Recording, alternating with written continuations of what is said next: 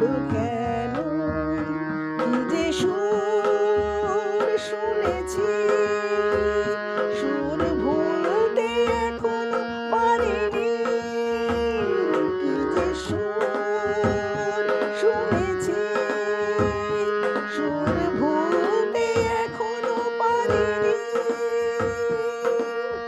আজ মনে হয় গান হয়ে মোর, তাই বুঝি ফুটছে কথার কলি।